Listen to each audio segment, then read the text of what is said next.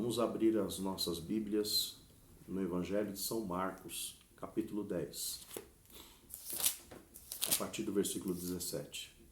Evangelho de São Marcos, capítulo 10, a partir do versículo de número 17. Está escrito assim na palavra de Deus: E pondo-se a caminho, correu para ele um homem, o qual se ajoelhou diante dele e lhe perguntou: Bom mestre, que farei para herdar a vida eterna? E Jesus lhe disse: Por que me chamas bom? Ninguém é bom senão um que é Deus. Tu sabes os mandamentos: não adulterarás, não matarás, não furtarás, não dirás falso testemunho, não defraudarás alguém, honra teu pai e a tua mãe.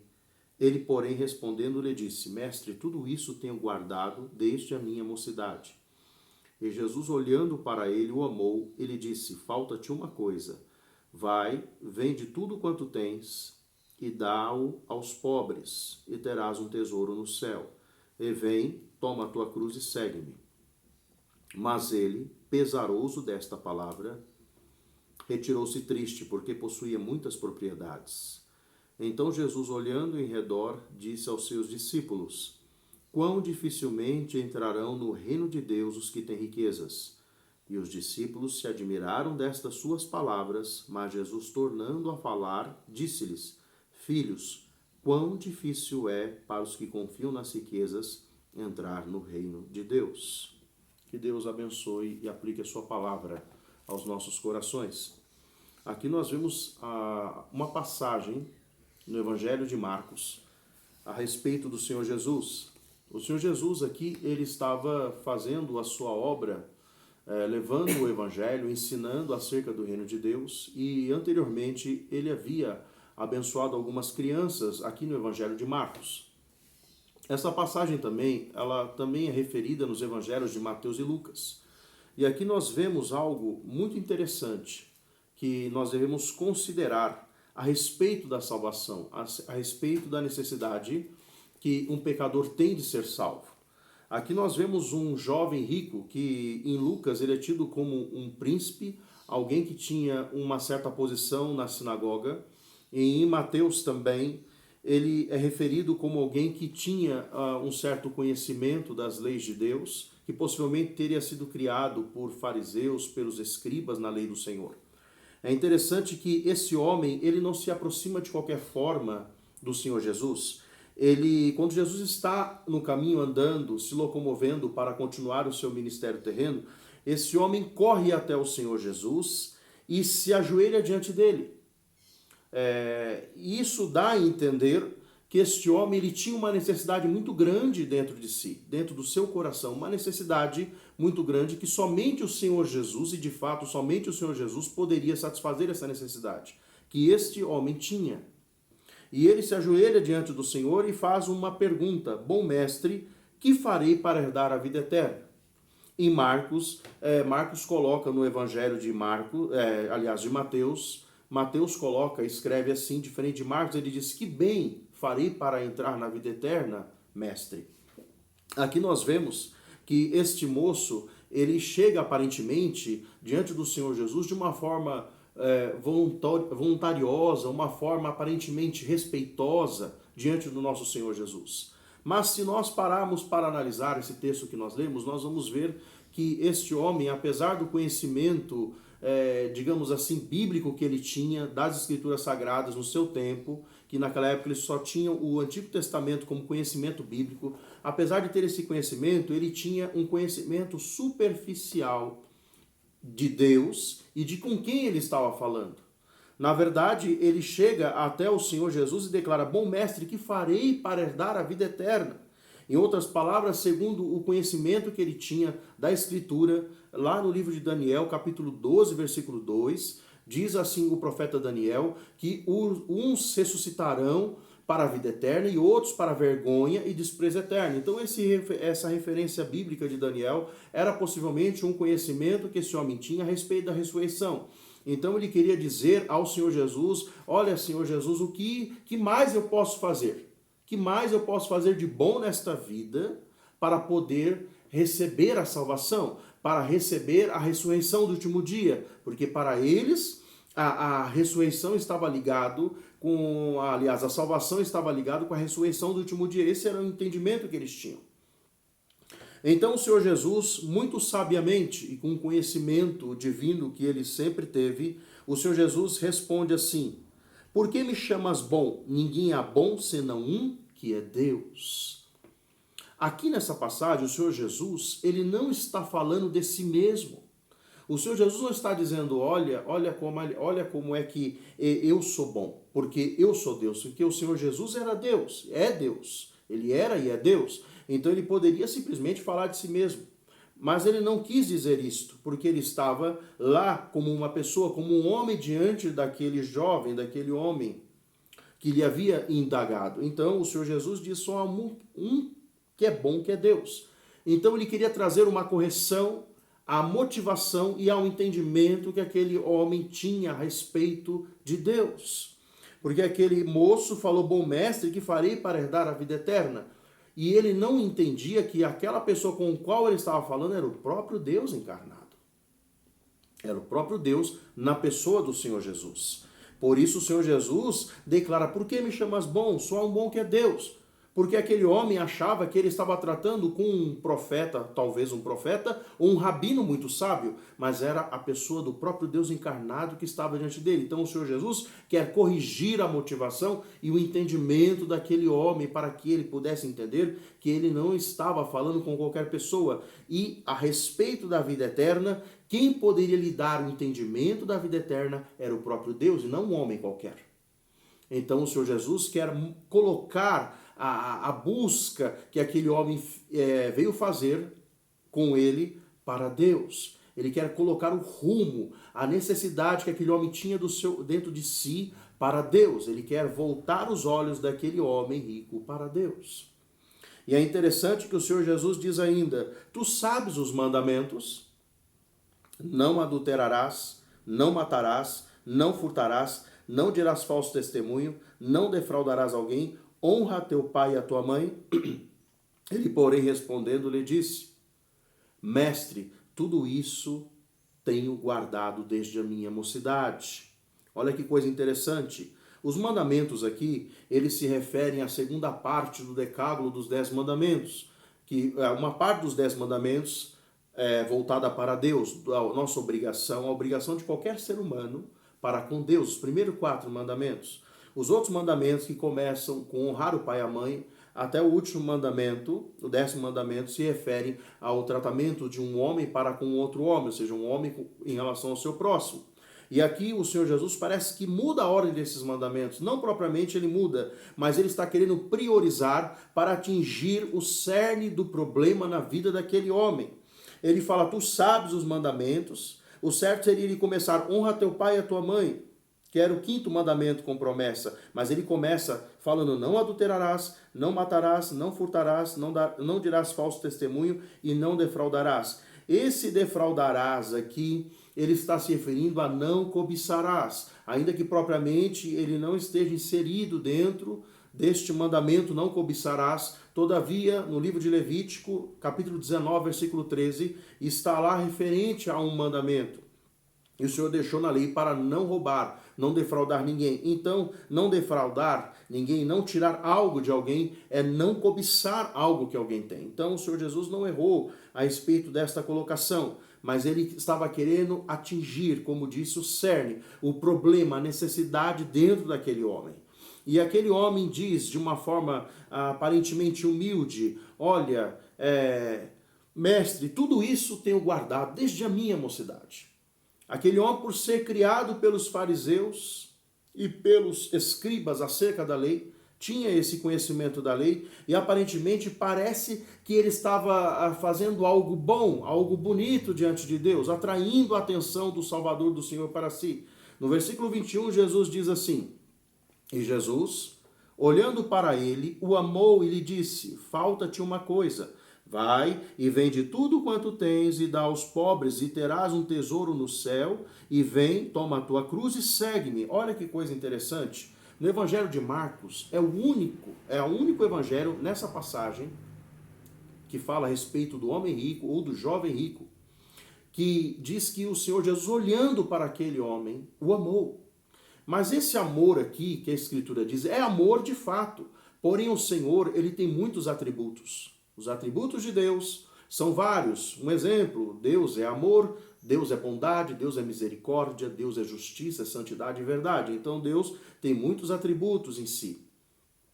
E o amor que Deus tem aqui não é o amor para a salvação. Alguns pensam, alguns que têm entendimento das Escrituras dizem que esse amor aqui era o amor para a salvação. E nesse caso aqui, no entendimento que o texto dá claramente, não é o amor para a salvação, mas é um amor de fato. Mas é o amor de compaixão, de misericórdia que Deus tem por todas as suas criaturas. Por todos aqueles que ele criou. Deus tem uma compaixão, uma misericórdia. A Escritura diz em Ezequiel 18 que Deus não tem prazer na morte do ímpio. Deus não quer que o pecador morra sem arrependimento. Então Deus não tem prazer na morte de ninguém que morra sem a salvação. Então, nesse caso, o Senhor de fato o amou. E é como se o Senhor tivesse admirado que aquele jovem rico, aquele homem, não tivesse caído em pecados graves e pecados grosseiros. Era como se o Senhor olhasse para ele e tivesse visto o esforço que ele havia tido até ali para tentar agradar a Deus, viver a lei de Deus e ser salvo. Mas o Senhor o ama. E é interessante que o Senhor diz ainda mais dentro desse contexto: falta-te uma coisa, vai, vende tudo quanto tens e dá aos pobres e terás um tesouro no céu, e vem e toma a cruz e segue-me. Versículo 22, mas ele, pesaroso desta palavra, retirou-se triste porque possuía muitas propriedades. Então Jesus, olhando em redor, disse aos seus discípulos: quão dificilmente entrarão no reino de Deus os que têm riquezas. E os discípulos se admiraram dessas suas palavras, mas Jesus, tornando a falar, disse-lhes: filhos, quão difícil é para os que confiam nas riquezas entrar no reino dos céus. Olha que coisa interessante. Nós vemos que Jesus o ama com compaixão, com misericórdia, por ver o aparente esforço. Por que aparente? Nós vamos entender isso. Por que aparente esforço daquele homem? Nós vimos que aquele homem ele tinha um conhecimento superficial. Quando ele se achegou ao Senhor Jesus, ele não se achegou a qualquer pessoa, a um rabino, a um mestre da lei, a um conhecedor das Escrituras, a um profeta de renome. Ele se chegou ao próprio autor da vida. A vida eterna que ele buscava estava diante dele e ele não a percebeu, ele não conheceu. É como diz a Escritura: a vida estava diante dele. O verbo de Deus estava ali, mas o mundo não conheceu. Os homens pecadores que rejeitam a salvação não conhecem que a vida está diante dos seus olhos. O que esse texto nos dá a entender? Que há muitas pessoas que buscam a Deus, que estão buscando, estão tateando no escuro, como diz o livro de Atos dos Apóstolos, tateando no escuro, buscando, tentando alcançar Deus pelos seus próprios méritos, pelos seus próprios esforços, sem, na verdade, estar encontrando a Deus. Estão criando um Deus à sua imagem e semelhança, estão buscando em religiões, buscando em filosofias, tentando encontrar Deus em algum lugar, mas não conseguem, porque é pelos seus próprios esforços, é pelos seus méritos, pelas suas próprias considerações, achando que vão alcançar a Deus, achando que vão ir para o céu, que vão entrar no paraíso, que vão um dia ter encontro com Deus, porque fazem algo de bom nesta vida. Esse homem fazia coisas boas. Esse homem fazia coisas boas. A Bíblia deixa isso claro, que ele fazia coisas boas. Ele procurava guardar os mandamentos, mas o Senhor viu que na vida daquele homem faltava algo. O Senhor Jesus, falta-te uma coisa. Se nós vemos que o Senhor Jesus fala: olha, você tem guardado, você sabe os mandamentos, no Evangelho de Mateus ele diz: eu sei. Eu guardo todos eles, todos esses mandamentos: não adulterarás, não matarás, não furtarás, não dirás falso testemunho, não cobiçarás, honrar teu pai. Eu guardo tudo. Dava a entender que aquele homem cumpria a lei de Deus. Então, por que não poderia ser salvo? Porque a Escritura diz que todos pecaram e destituídos estão da glória de Deus. Não existe um pecador na face da terra que já tenha existido, que exista ou que vai existir, que possa entrar no céu pelos seus próprios méritos, pelos seus méritos exclusivos, pelos seus próprios meios, pelas suas boas ações. Ninguém pode salvar a si mesmo, diz a Escritura. Por quê? Porque no Salmo 51, versículo 5, diz que em pecado concebeu a minha mãe iniquidade, eu fui formado. Por quê? Porque em Gênesis 8, 21 diz que as imaginações, os pensamentos do ser humano são maus desde a sua infância. O homem nasce no pecado, por isso ele não pode agradar a Deus. O homem não pode ir até Deus pelos seus próprios esforços. E esse homem achou que porque ele fazia uma caridade ou outra, ele poderia naquele tempo, traduzindo para os dias de hoje, ele poderia ser uma pessoa que iria visitar enfermos no hospital, iria socorrer uma pessoa que estava com uma dificuldade financeira.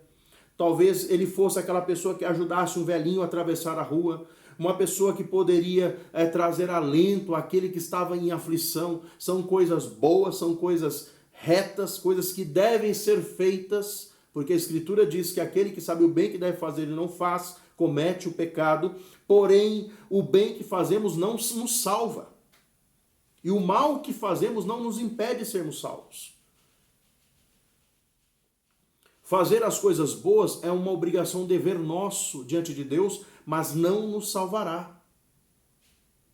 O que salva são os méritos exclusivos do Senhor Jesus Cristo conquistados na cruz do Calvário.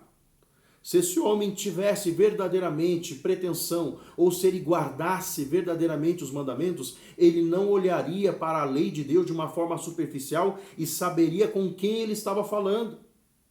Ele estava falando com a própria palavra, com o verbo de Deus, o verbo da vida. Ele estava falando com a palavra viva diante dele. E ele não enxergou que era o próprio Cristo, a salvação estava diante dele. E o Senhor Jesus, quando pede para ele, falta-te uma coisa, o Senhor Jesus poderia ter falado para ele, olha, confie em mim e você será salvo. O que o Senhor Jesus fala para ele e pede para ele, quando ele o ama, quando ele manifesta um olhar de misericórdia, de compaixão sobre aquele homem, ele diz, falta-te uma coisa. Vai, vende tudo quanto tens e dá aos pobres e terás um tesouro no céu, depois toma a tua cruz e segue-me. O Senhor Jesus poderia ter falado para ele, olha, confia em mim. Não. O Senhor Jesus está querendo dizer, confia totalmente em mim. E é diferente. Sem reservas. Entrega a tua vida, tudo o que você tem, e você vai ter um tesouro no céu. E me segue. Toma a tua cruz. É isso que o Senhor Jesus estava querendo mostrar para ele, corrigir a motivação, corrigir a intenção dele. É como muitas pessoas que pensam estar indo a Deus com a motivação correta, pelas suas próprias obras, achando que está fazendo bem, quando na verdade está fazendo mal diante de Deus, porque não reconhece a obra, o bem que o Filho de Deus fez na cruz do Calvário. Somente em Cristo há salvação. Somente em Cristo há perdão de pecados. Muitas pessoas acham porque aquilo que elas fazem é bom, é bonito, é palatável, é digestivo diante dos olhos, dos pensamentos dos seres humanos, acham que aquilo que ela faz de bom, as suas boas obras e ações, vão alcançar, vão lhe dar um lugarzinho no céu. Não vai não. Uma pessoa só consegue encontrar a paz que há em Deus e a salvação e um lugar no céu se ela for a Cristo. Verdadeiramente, esse homem achou que estava indo a Cristo, mas ele não foi a Cristo. O Senhor Jesus olhou com um olhar de amor verdadeiro. Esse olhar era a bondade de Deus para com os pecadores. Por quê? Porque lá em Mateus capítulo 5, versículo 45, diz que o Senhor levanta o seu sol sobre bons e maus e a sua chuva ele desce sobre justos e injustos. Todos os seres humanos, aqueles que agradam a Deus e aqueles que não agradam, aqueles que são salvos por Cristo e aqueles que não são salvos por Cristo, a todos Deus lhes dá de graça por misericórdia. Deus lhes dá sol, Deus lhes dá chuva, Deus lhes dá mantimento, Deus lhes dá roupa, Deus lhes dá trabalho, Deus dá sustento a todas as suas criaturas. Deus abençoa o pecador, independente do pecador fazer algo para ele ou não. A bênção terrena, material nesta vida de Deus é para todos, sem acepção de pessoas. Mas a bênção temporal terrena não é igual à bênção eterna, a bênção que perdura por toda a eternidade. A verdadeira bênção está na pessoa do seu Filho amado, o Senhor Jesus Cristo. É isso que esse homem não entendia.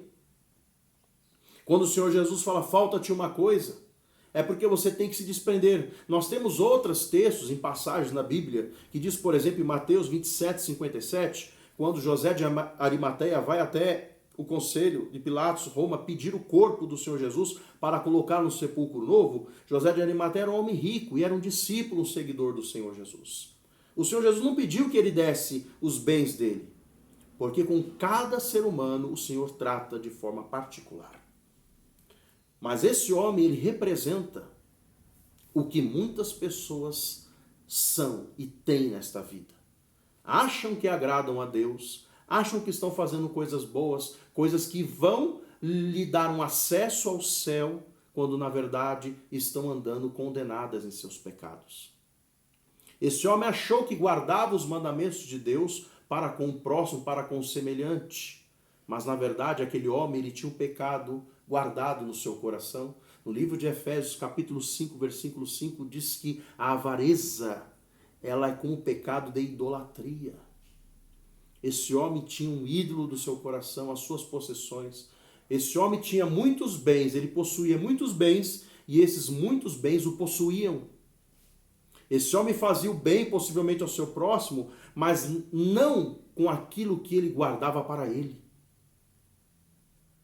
A Escritura diz que quando o Senhor Jesus pediu que ele desse tudo, ele vendesse tudo que tinha, está no plural, vende tudo quanto tens, vende todas as coisas materiais que ele tinha e dá aos pobres, e terás um tesouro no céu, vem, toma a sua cruz e segue-me. A Bíblia diz que esse homem saiu pesaroso desta palavra, retirou-se triste porque possuía muitas propriedades. Olha que interessante, esse homem se arrependeu de buscar o arrependimento. Que coisa louca essa e nociva para um pecador. Há pessoas que quando são confrontadas com a verdade que Cristo lhes coloca com a sua palavra, saem desgostosas, saem cabisbaixas. Por quê? Porque o Senhor, ele requer não 1%, não 10% da vida de ninguém. O Senhor requer 100% da vida daqueles que ele salva. O Senhor não quer salvar uma parte, uma fração do teu coração. O Senhor quer salvar o teu coração por completo. Por isso que a Escritura diz, buscar-me-eis e me achareis, quando me buscar de todo o vosso coração. Deus não quer uma fração do teu coração. Ele não quer uma parte da tua vida. Olha, essa parte aqui, ela é para os meus estudos, essa é para o meu trabalho, essa parte aqui é para o meu casamento, essa aqui é para as minhas viagens, essa aqui para aquilo. Não. O Senhor quer o teu coração, quer o teu ser por completo. Este homem não entendia. Esse homem achava que tinha um conhecimento das leis de Deus, quando na verdade não as conhecia de fato. Ele não as vivia de fato.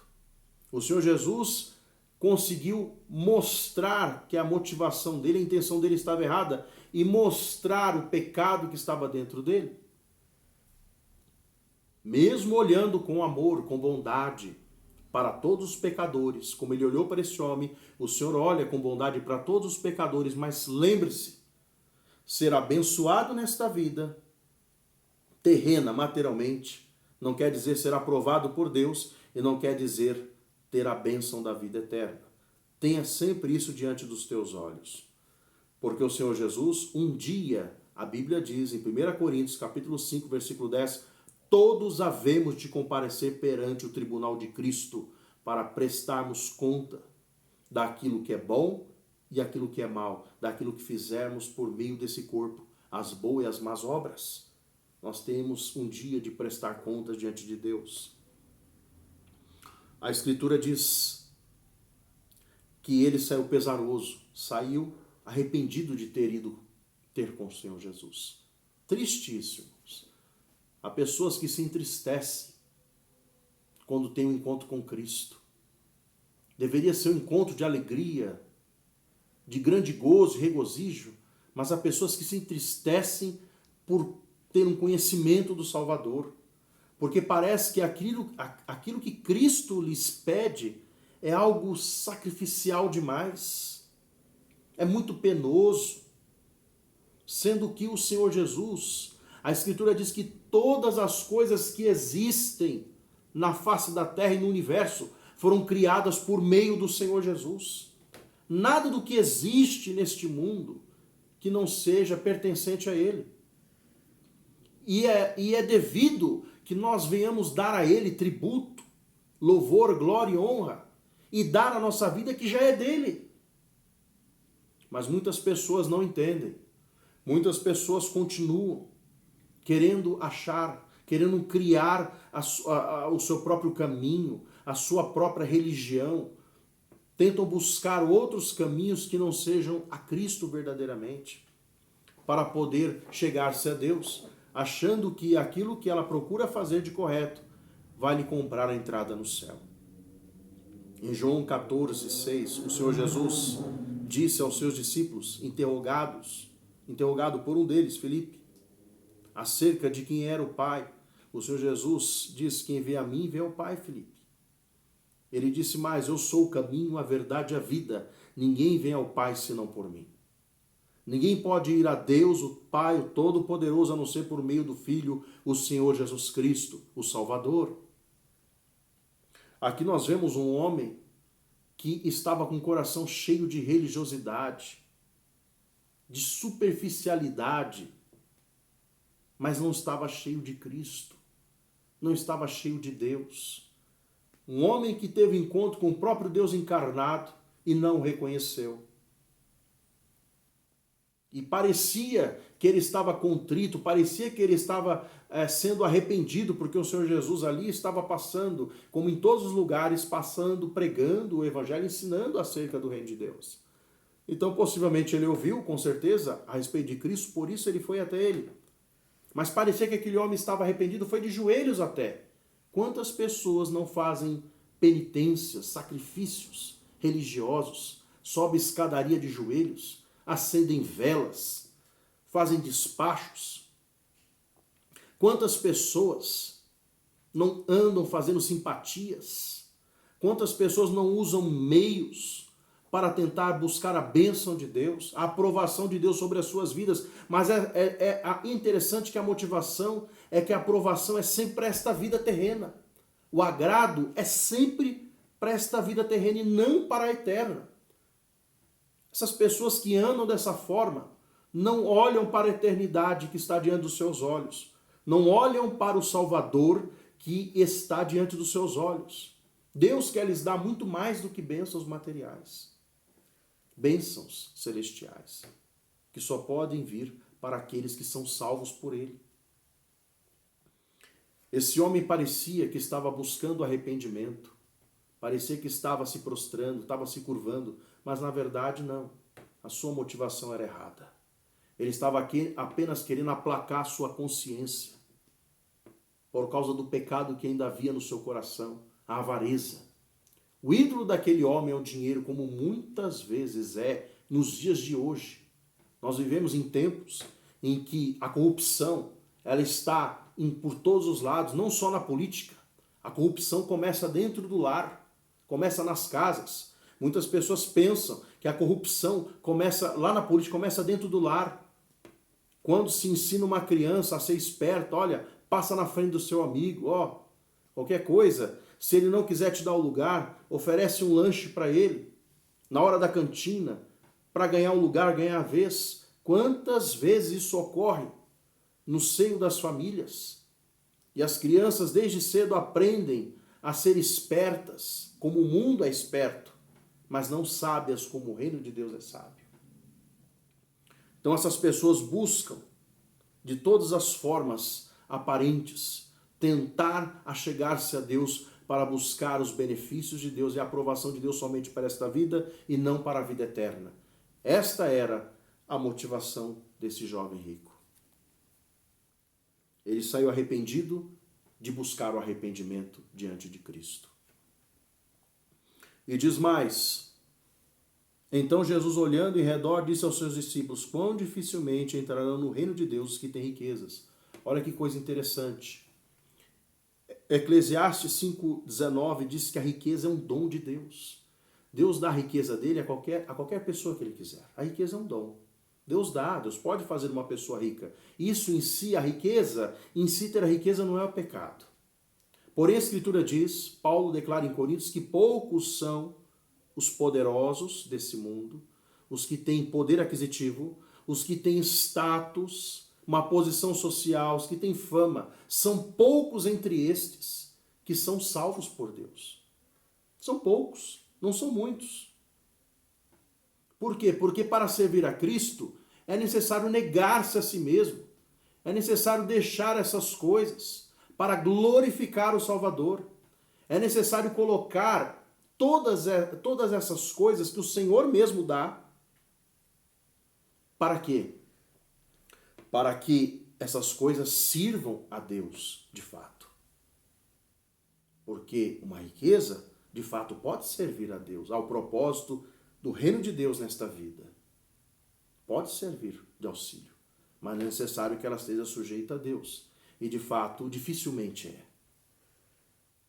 A Bíblia diz lá em Mateus 6,24 que nós devemos servir. O Senhor Jesus disse aos seus discípulos, está dizendo a todos aqueles que ouvem a sua palavra e o seu evangelho. Nós não podemos servir a dois deuses. Ou vamos servir, ou vamos agradar a um e aborrecer ou odiar o outro, ou vamos odiar um ou amar o outro. Não podemos servir a Deus e a Mamon. Não podemos servir a Deus e as riquezas. A riqueza ela pode ser um ídolo no coração das pessoas, como muitas coisas podem ser ídolos. Não somente a riqueza. Mas hoje em dia a riqueza, a ter o poder aquisitivo material, ter bens, ostentar bens, é um dos ídolos maiores. E como falamos em Efésios 5,5, a avareza é com o pecado de idolatria. Então, Paulo diz, em 1 Timóteo, capítulo 6, versículo 10, ele diz que o amor ao dinheiro é a raiz de toda a espécie de males. E muitos transpassaram-se a si mesmos com muitas dores. No livro de Eclesiastes, capítulo 5, se eu não me engano, versículo 10, diz que quem ama o dinheiro nunca se fartará dele. Amar ao dinheiro, amar as riquezas dessa vida, não é isto que o Senhor Jesus ele nos ordena. Em Lucas 12, o Senhor Jesus diz que a vida do homem não consiste nos bens, na abundância de bens materiais que o homem possui.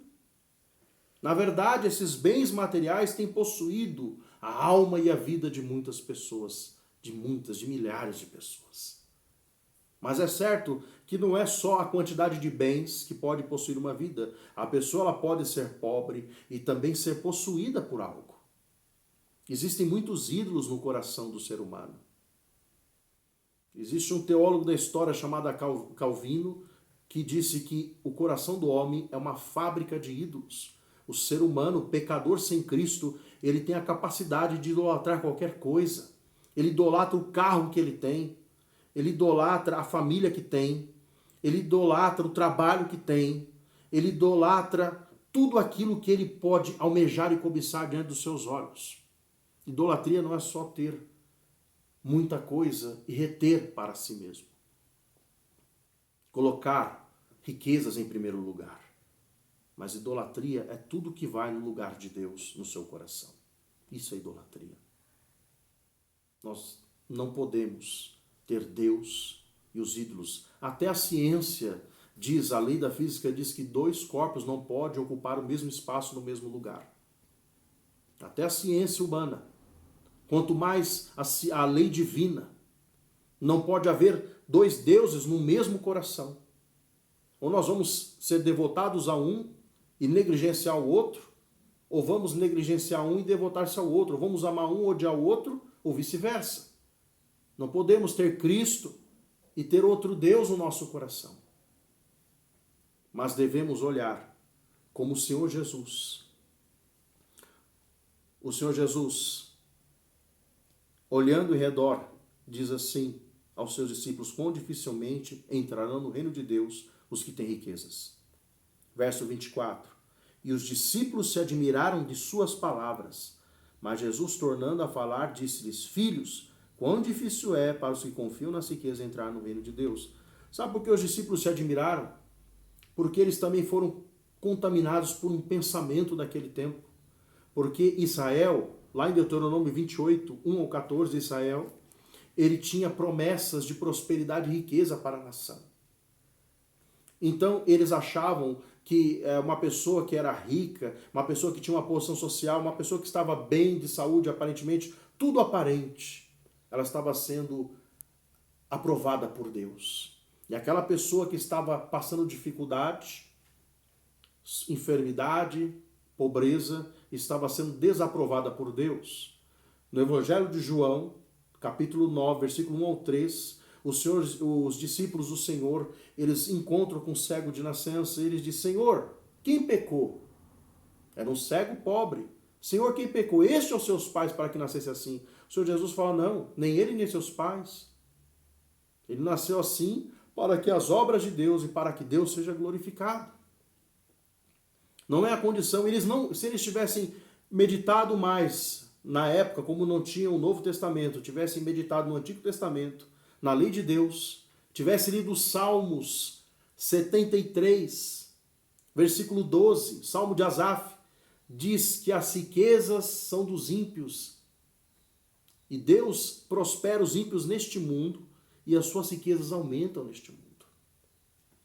Não que uma pessoa que possa ser salva não possa ter riqueza, mas é que as pessoas desse mundo que não conhecem ao Salvador, não conhecem a Cristo, podem ter bens materiais, podem prosperar, isso está na Bíblia, mas não quer dizer que elas estão agradando a Deus. Elas já receberam a sua recompensa neste mundo, mas a eternidade com Deus é para aqueles que se arrependem e creem nele. É para aqueles que, quando são confrontados com a sua palavra, é para aqueles que, quando ouvem o Evangelho, quando querem ou pensam estar indo a Cristo, pensam estar buscando a Deus, quando vão até Ele, ouvem a verdade que há na Escritura. E podem ouvir, como os discípulos ouviram: filhos, quão difícil é para os que confiam nas riquezas entrar no reino de Deus. O Senhor Jesus chama os seus discípulos de filhos. Por quê? Porque eles, mesmo com o equívoco, mesmo não entendendo muitas coisas ainda, porque o Senhor Jesus ainda estava com eles caminhando nesta vida terrena, não havia morrido, não havia sido crucificado nem ressuscitado. Então muitas coisas eles ainda não entendiam. Mas quando ele lhes chama de filhos, aqui ele está chamando aqueles que são eleitos, aqueles que ele está convidando para a vida eterna. Porque eles, os discípulos, já eram alcançados pelo Salvador. Foram escolhidos pelo Senhor para a salvação. E o Senhor pode alcançar você que está me ouvindo. Deus pode alcançar você com o poder do Evangelho. Mas você não vai poder dividir o teu coração com Deus e com os ídolos.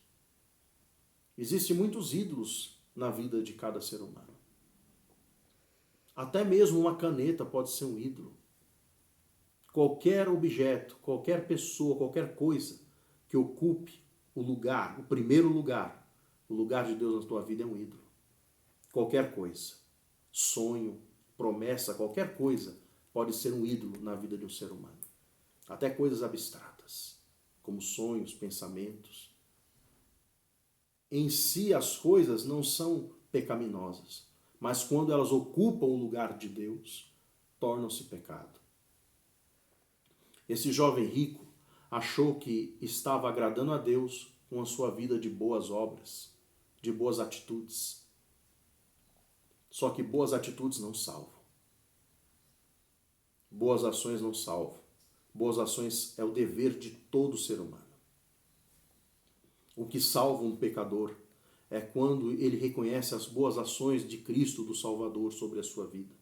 É olhando para a cruz do Salvador, olhando para o que ele fez lá no Calvário, levando o pecado de pecadores sobre si, sendo transpassado com dores, levando a iniquidade de pecadores.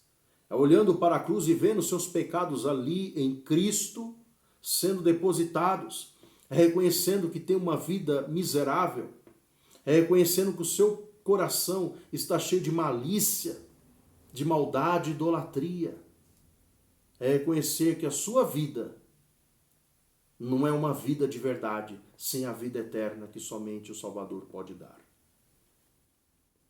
O Senhor chama neste dia para que você que está me ouvindo agora, você possa buscar o arrependimento.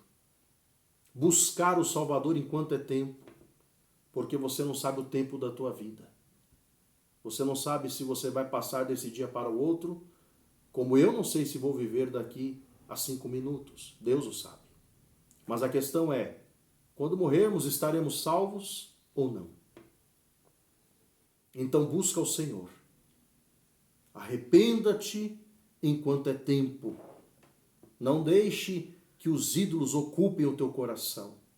Guarda o teu coração, porque dele procede as fontes da vida, diz a Escritura. Guarda o teu coração para Deus. Analisa a tua vida. Se você está buscando a Deus verdadeiramente, se você está tateando no escuro, o Senhor está dando luz sobre a tua vida por meio da palavra, para que você possa ir a Cristo em verdadeiro arrependimento, em fé. Converte-te ao Senhor teu Deus, que o Senhor se compadecerá de ti. Converte-te ao Senhor teu Deus, que Ele se compadecerá de ti. Deus abençoe a sua palavra.